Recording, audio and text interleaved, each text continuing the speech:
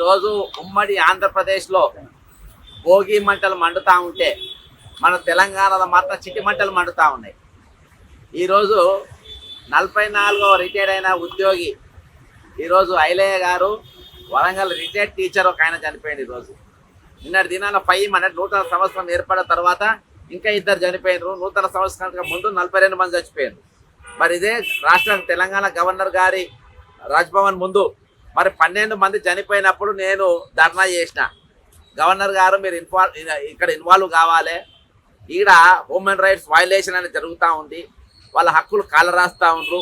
ఈరోజు రిటైర్మెంట్ అయిన వారిది ఏదైతే కంపల్సరీ బెనిఫిట్స్ ఉన్నాయో అవి ఇవ్వాల్సిన పైసలు వాళ్ళు ఇవ్వకుండా వాటిని వీళ్ళు దారి మళ్లించి వాటిని వాడుకుంటా ఉన్నారు. ఇది చట్ట వ్యతిరేకం, ఇది దోపిడీ. దీంట్లో పాల్గొన్న వాళ్ళందరూ జైలుకు పోవాలి, including chief minister, finance minister, chief secretary, finance secretary, ఈ 4 కూడా జైలుకు పోవాలి. ఈరోజు కమిటెడ్ ఎక్స్పెండిచర్ ఏదైతే ఉందో దాన్ని వాడుకోవడానికి లేదు. దాని పూర్తి వివరాలు ఈరోజు నేను గవర్నర్ గారికి మరొకసారి ఇవ్వబోతున్నా. గవర్నర్ కుర్చీ అంటే ఇక్కడ హ్యూమన్ రైట్స్ వైలేషన్ జరిగినప్పుడు రాజ్యాంగాన్ని ఎప్పుడైతే దాని యొక్క ఎసెన్స్ కాలరాస్తున్నప్పుడు గవర్నర్ గారు ఇన్వాల్వ్ కావాల్సిన అవసరం ఉంది. అది కేవలము అదొక పదవి కాదు, అది బాధ్యత గల పదవి. ఈరోజు హైకోర్టు జడ్జిలను, ముఖ్యమంత్రులను, మంత్రులను మీరు ప్రమాణ స్వీకారం చేయించడం కాదు. ఇది ఒక బీజేపీ కార్యాలయం కాదు. ఈరోజు ఇది ఇక్కడ ఉన్నటువంటి పౌరుల యొక్క 4 కోట్ల జనం యొక్క హక్కులు కాపాడాల్సిన బాధ్యత తెలంగాణ గవర్నర్ గారి పైన ఉన్నది. కానీ నాకు ఎక్కడ కూడా ఇప్పటికీ 3-4 పిటిషన్లు ఇచ్చిన లేదు. కానీ ఇలా ప్రత్యేకమైన పరిస్థితుల్లో నేను ఇక్కడికి రావడం జరిగింది. ప్రత్యేకమైన పరిస్థితులు ఏంటంటే ఈరోజు నేను రాజ్యాంగాన్ని పూర్తిగా నేను స్టడీ చేసి ఈరోజు ఒక రీప్రజెంటేషన్ తయారు చేసిన. ఈరోజు రైట్స్ కాపాడాలి. 44 మంది మరణించారు. ఫ్యాక్చువల్ రిపోర్ట్ అనేది ఈరోజు మీరు తెలంగాణ మన రాష్ట్రపతి గారికి మీరు పంపాల్సిన అవసరం ఉంది. ఎందుకంటే ఈరోజు కావాలనే ఈరోజు ఇక్కడ ఆదాయం ఉన్నది. మీరు దాని మీద పెట్రోల్ మీద తీసుకోండి, డీజిల్ మీద తీసుకోండి, ట్యాక్సుల మీద తీసుకోండి, ప్రతి దాని మీద ఈరోజు ట్యాక్సులు కట్టేస్తా ఉన్నాయి, తెలంగాణ ప్రభుత్వానికి వస్తూ ఉన్నాయి. అవి మొట్టమొదటిగా రాజ్యాంగంలో ఉన్నది ఏంటి, మొట్టమొదటిగా మీరు ఇవ్వాల్సిన పైసలు కమిటెడ్ ఎక్స్పెండిచర్ వాళ్ళకి ఇవ్వాలి. ఇచ్చిన తర్వాత అప్పులు వడ్డీలు కట్టాలి. దాని తర్వాత పథకాలు అనేది రాజ్యాంగంలో లేనే లేవు. పథకాలు అనేది ఈరోజు కేవలం మీ రాజకీయాల కోసం, మీ ఓట్ల కోసం పెట్టుకున్నటువంటి ఒక పథకం తప్ప ఈరోజు తెలంగాణలో భార్యలకు, అక్క చెల్లెళ్లకు టికెట్లు ఇచ్చే పరిస్థితులలో ఈ తెలంగాణ మొగోళ్ళు లేరు. కాబట్టి మేము బస్ టికెట్ ఇస్తామని మీరు అంటారా? ఈరోజు పండుగలకు, పబ్బాలకు ఒక కాలంలో మొగోళ్ళు వాళ్ళు కష్టపడి వాళ్ళ భార్యలకు, పిల్లలకు పండుగ వస్తే ఆడపిల్లలకు బట్టలు కొనిచ్చేది. ఈ రోజు ఆడోళ్లకు చీర కొనిచ్చే దిక్కు కూడా ఈ రోజు ఇక్కడ తెలంగాణ ఉన్న మొగోళ్ళు లేరని చెప్పి మీరు అంటారా ఈరోజు? కాబట్టి మేము చీర కొనిస్తామంటారా?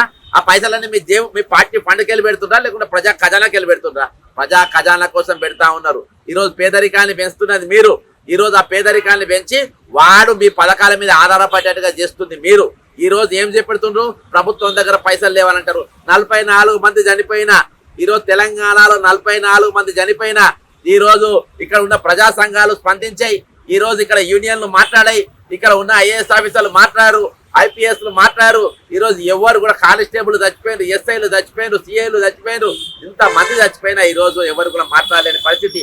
ఇవాళ డాక్టర్లను, కలెక్టర్లను, మరి సాఫ్ట్వేర్ ఇంజనీర్లను చేసినటువంటి బడిపంతులు రోజు పిట్టల లెక్క రాలిపోతాం. ఆ మనుషులకు విలువ లేదా? వాళ్ళు మాట్లాడి చనిపోరా? ఇంకొక విచిత్రమైన సంఘటన ఇక్కడ జరుగుతూ ఉంది. ఈరోజు నేను జాతీయ మానవ హక్కుల కమిషన్లా తెలంగాణలో ఈ విధంగా ఎవరు పట్టించుకుంటలేరు, ఇక్కడ హక్కులు ఎవరు పట్టించుకుంటలేరు. కాబట్టి నేను ఈరోజు జాతీయ మానవ హక్కుల కమిషన్ కు ఫిర్యాదు చేసిన.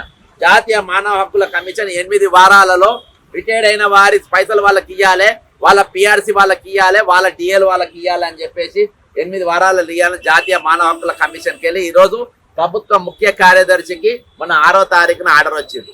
గవర్నర్ గారికి ఇస్తున్నా, దయచేసి మీరు మీ వల్ల కాలేదు, కనీసం మేము తెచ్చిన ఆర్డర్ అయినా ఇంప్లిమెంట్ అయ్యేటట్టు చేయండి అని చెప్పేసి రాష్ట్ర గవర్నర్ గారికి ఈరోజు ఇది ఇవ్వడానికి వచ్చిన. ఈరోజు ఇంకో భయంకరమైన పరిస్థితి ఏం తెలుసా? ఐఏఎస్ సంఘాలు ముందుకు వచ్చినాయి, ఐపీఎస్ సంఘాలు ముందుకు వచ్చినాయి. అయ్యో మా కలెక్టర్కు మా కలెక్టర్, లేడీ కలెక్టర్కు ఈరోజు అవమానం జరుగుతూ ఉంది. ఎన్టీవీలో నరేంద్ర చౌదరి అనేటోడు ఆమె మీద ఈరోజు ఎటువంటి ఆధారం లేకుండా ఇష్టం వచ్చినట్టుగా కథనాలు పెట్టిండు. కాబట్టి ఆయన మీద యాక్షన్ తీసుకోవాలని రామకృష్ణారావు గారు, chief secretary of Telangana government దానికి సెక్రటరీగా ఎవరు ఉన్నారు? జయేష్ రంజన్ ఉన్నారు. వాళ్ళు పెట్టిన మా ఐఏఎస్లకు రక్షణ లేదు, మా మహిళా ఐఏఎస్ల భద్రత లేదు. వాస్తవానికి ఆమె ఎవరో నేను తెలుసుకున్న, చాలా మంచి ఆమె చాలా మందికి సేవలు చేస్తుందంట. ముఖ్యంగా దళిత గిరిజనుల మహిళలు ఎవరైనా పోతే భార్యాభర్తలు ఇద్దరు ఐఏఎస్లు వాళ్ళందరికీ సేవ చేస్తూ ఉంటారు. కానీ ఈ రోజు రేవంత్ రెడ్డి మరియు ఇక్కడ ఉన్నటువంటి రాష్ట్ర మంత్రి కోమరెడ్డి వెంకరెడ్డి మధ్యలో ఇద్దరి మధ్యలో ఉన్న కయ్యంలల్లా గొడవలల్లా ఈ రోజు ఈమెను బలి చేసే పరిస్థితి ఉన్నది. అయితే ఈ రోజు తర్వాత ఐఏఎస్ సంఘం ఇచ్చిన 2 నిమిషాలలో ఐపీఎస్ సంఘము కూడా రిలీజ్ చేసింది. మరి ఐపీఎస్ సంఘంకు IPS association, Telangana IPS association president ఎవరో తెలుసా? స్వయాన డీజీపీ గారు శివధర్ రెడ్డి గారు దానికి అధ్యక్షులు. ఆయన కూడా ఒక లెటర్ రిలీజ్ చేసిండ్రు. అయ్యో మా ఐపీఎస్ గారికి ఇట్లా వాళ్ళు ఇష్టం వచ్చినట్టుగా మాట్లాడుతున్నారు ఎన్టీఏ వాళ్ళు, వాళ్ళ మీద చర్యలు తీసుకోవాలని. ఇప్పుడు ఒక చీఫ్ సెక్రటరీ ఐఏఎస్ సంఘానికి, ఒక డీజీపీ గారు ఇప్పుడు ఐపీఎస్ సంఘానికి, వీళ్ళిద్దరు ఈరోజు రాష్ట్రాన్ని పాలిస్తున్నటువంటి ముఖ్యమంత్రి తర్వాత ఈరోజు వాళ్ళే మా ఐఏఎస్ లకు రక్షణ లేదని మీరు ప్రెస్ నోట్లు ఇస్తా ఉంటే ఈరోజు సామాన్య జనానికి 44 మంది మరణించిన వాళ్లకు వీళ్ళందరికీ మద్దతు ఎవరు, సపోర్ట్ ఎవరు, వీళ్ళని ఎవరు ఆదుకుంటారు? ఇంత భయంకరమైన పరిస్థితి ఈరోజు తెలంగాణలో ఉన్నది. ఈ రోజు మీరు తలుసుకుంటే 2 నిమిషాల నరేంద్ర చౌదరి అనేటువంటి అరెస్ట్ చేసి లోపడేయచ్చు. ఎందుకు అరెస్ట్ చేస్తలేరు? ఈ రోజు మీరెందుకు ఖండిస్తా ఉన్నారు? మీరెందుకు ప్రెస్ నోట్ ఇస్తా ఉన్నారు? మీరెందుకు ప్రెస్ నోట్ రిలీజ్ చేస్తా ఉన్నారు? మీకు చేతనైతే లేదా? ఈ రోజు ఎందుకు ఇస్తున్నారు అంటే దీని వెనుక ఇదంతా కథలంతా అల్లి ఈ కుట్ర మొత్తం ఈ కుట్ర వెనుక ఉన్నది ఎవరంటే రేవంత్ రెడ్డి గారు ఉన్నారు. ఈ రోజు రేవంత్ రెడ్డి గారు మంత్రివర్గంలో జరిగినటువంటి చీకటి కోణంలో ఒక అబలను, ఒక మహిళా కలెక్టర్ ను, మహిళా ఐఏఎస్ ఆఫీసర్ ను ఈ రోజు బలిచ్చే పరిస్థితి ఉన్నది. అది మీ అసమర్థత, మీ పనికి మాలినతనం. కాబట్టి ఇందులో కూడా ఈ రోజు ఆల్ ఇండియా సర్వీసెస్ రూల్స్ ప్రకారం ఐఏఎస్ లోకం కాపాడాల్సిన బాధ్యత, వాళ్ళ పౌరుల హక్కులు కూడా కాపాడాల్సిన బాధ్యత ఈ రోజు తెలంగాణ గవర్నర్ గారి మీద ఉన్నది. ఒక దిక్కు ఈ రోజు ఒక దిక్కు మరి ఐఏఎస్ లకు రక్షణ లేకుండా పోయింది. ఐఏఎస్ ల పైన ఈ రోజు ఇష్టం వచ్చినట్టుగా ఛానళ్లలో ప్రసారం చేసే పరిస్థితి ఉన్నది. ఈ రోజు వాళ్ళ పైన ఈ రోజు టార్గెట్ చేసే పరిస్థితి ఒక దిక్కు నడుస్తా ఉంటే, ఇంకో దిక్కు మన ఉద్యోగులు 44 మంది ఇయాటికి మరణించిండ్రు. వాళ్ళకి ఇవ్వాల్సిన పైసలు వాళ్ళకి ఇయ్యలేదు.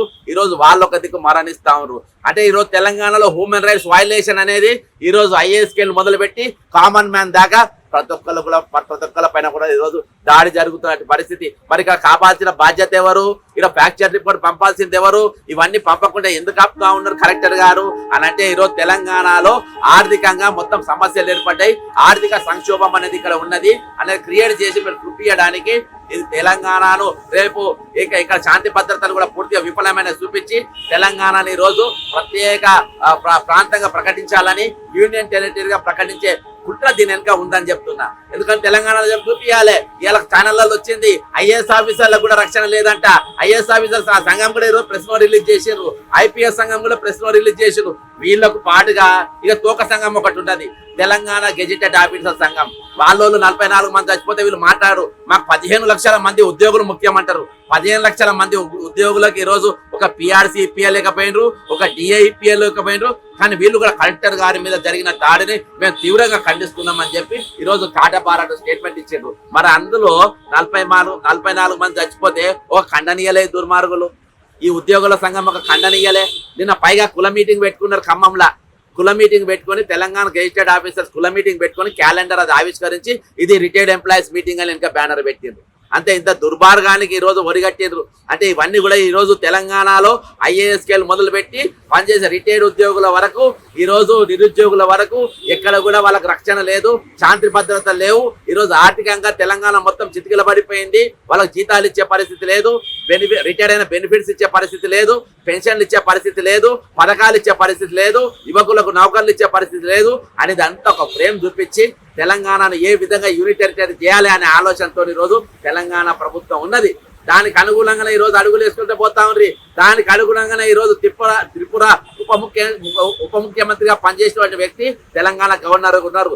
అందుకనే వాళ్ళ ఆదేశానుసారమే ఈ రోజు మౌనంగా ఉన్నారు. అందుకనే ఈ రోజు బీజేపీ ఎంపీలు మాట్లాడారు, బీజేపీ ఎమ్మెల్యేలు మాట్లాడారు, ఆపోజిషన్ లీడర్ మాట్లాడారు, 2 కేంద్ర మంత్రులు ఉంటా మాట్లాడు. నా హైదరాబాద్ మీద 144 సెక్షన్ ఎందుకు పెట్టినా వాళ్ళు కూడా నోరు జరగరు. ఒక ఐఏఎస్ ఆఫీసర్ మీద దాడి జరిగితే ఈ రోజు వాళ్ళు మాట్లాడారు. ఇక మాట్లాడతారు కొంతమంది మహిళా అమరులు ఛానళ్లలో పెద్ద డిబేట్లు పెడతా ఉంటారు. ఈ రోజు అనసూయ ఏమో అన్నారంట, ఎవరు మన శివాజీ ఏమో అన్నాడంట, దాని మీద ఈరోజు వాళ్ళ ఆత్మగౌరవం దెబ్బతిన్నారంట మాట్లాడతారు. అందరి ఆత్మగౌరవాలు అల్కగా దొరికినాయి, పుణ్యానికి దొరికినాయి, అందరు దెబ్బతింటారు. మరి ఈ రోజు ఒక మహిళా ఐఏఎస్ ఆఫీసర్ పైన ఈ కథనాలు వస్తే మరి మహిళా మనులు, మహిళా ఏది ఈరోజు మహిళా యాక్టివిస్టులు, ఈ రోజు మహిళా సంఘాలు, మహిళా సెల్లులు వీళ్ళందరూ ఈ రోజు ఎందుకు మాట్లాడతారు, ఎందుకు చర్చలు వేస్తారు?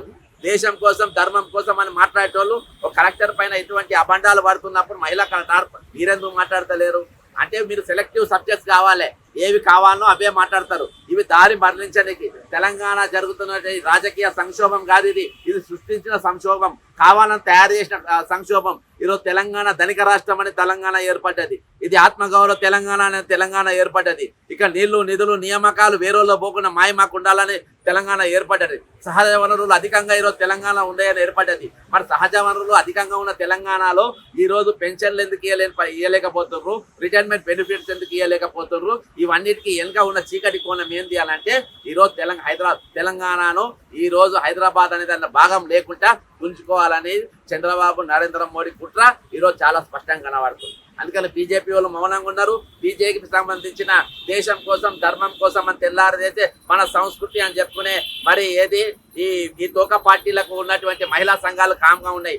ఏ ఛానల్లో చూడు అని డైవర్షన్ పాలిటిక్స్ నడుస్తూ ఉంది. కాబట్టి ఈరోజు ప్రత్యేకమైన పరిస్థితులలో నేను తెలంగాణ ఈరోజు ఐఏఎస్ లో కూడా రక్షణ లేదంట, ఐఏఎస్ రక్షణ లేదని చెప్పి ఐపీఎస్ సంఘం చెప్తా ఉంది, ఐఏఎస్ సంఘం చెప్తా ఉంది.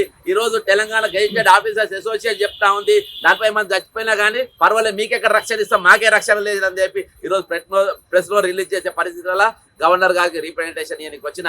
అంతేకాకుండా ఈరోజు రిటైర్ అయిన ఉద్యోగులు 44 మంది చచ్చిపోయింది ఇప్పటికీ.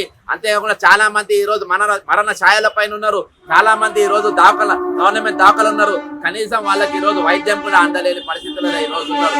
రోజు చాలా మంది వేలాది మంది ఈరోజు ఫోన్లు చేస్తా ఉన్నారు. ఈరోజు మా తరపున మాట్లాడే గొంతుకలు లేవు, మా తరపున మాట్లాడే ఈరోజు కనీసం ఛానళ్ళు కూడా లేవు, మా తరపున మాట్లాడే ప్రచురించే న్యూస్ పేపర్ లేవు, కనీసం మీరన్నా మాట్లాడుతున్నారు అని చెప్పి. కాబట్టి ఈరోజు నేషనల్ హ్యూమన్ రైట్స్ కమిషన్ ఇచ్చేటువంటి మరి ఏవైతే ఆదేశాలు ఉన్నాయో 8 వారాలలో పాటించాలనే ఆదేశాలు ఉన్నాయో నాకు తెలుసు వీళ్ళు దొంగలు పాటించారు. ఎందుకంటే ఈరోజు దొంగలు రాష్ట్రాన్ని పరిపాలిస్తూ ఉన్నారు, కుట్రదారు తెలంగాణలో పరిపాలిస్తున్నారు. కాబట్టి వాళ్ళ మీద నమ్మకం లేదు. కనీసం ఈ పనన్నా చేసి పెట్టుకొని గవర్నర్ గారికి వచ్చిన. కాబట్టి ఆ 2 వారం వినతి పత్రాన్ని నేను ఇవ్వడానికి వచ్చిన, అది ఇవ్వడానికి ఇప్పుడు వెళ్ళే ప్రయత్నం చేస్తున్నా. మరి ఇప్పటి వరకు అయితే అక్కడ ఎవరు అందుబాటులో లేరు, అందుబాటులో రాకుంటే ఇక్కడ నేను ధర్నా చేస్తా. ఇంకోటి చెప్తున్నా, ఈ రోజు ఈ 8 వారాల లోపు ఈ రోజు ఏదైతే మీరు నేషనల్ హ్యూమన్ రైట్స్ కమిషన్ వాళ్ళ రిటైర్మెంట్ వాళ్ళ పైసలు వాళ్ళకి ఇవ్వాలని ఇచ్చిందో, ఈరోజు టీఏడిఏలు ఇవ్వాలని ఇచ్చిందో ఆ ఆదేశం పాటించకుండా ఈ రోజు ఏదైతే మహిళా కలెక్టర్ గారికి జరిగినటువంటి అవమానం పైన ఈరోజు గవర్నర్ కార్యాలయం ప్రకటించకుండా త్వరలో చెలో గవర్నర్ కార్యాలయం ముట్టడి అనేది త్వరలో సంక్రాంతి తర్వాత ఖచ్చితంగా పిలిపిస్తాం. మీరు గిన విఫలం అయిపోతే, మీ డ్యూటీలు చేయడంలో మీరు విఫలం అయిపోతే మీ డ్యూటీ ఎట్లా చేపియానో అది రాజ్యాంగంలో మాకు రాసి ఉంది. దాని ప్రకారము అసలు గవర్నర్ కార్యాలయం ఇక్కడ అవసరంలే, దీన్ని రికాల్ చేయాలని చెప్పేసి ఉద్యమం కూడా చేపడతాం. జై తెలంగాణ, అమరవీరులకు జోహార్.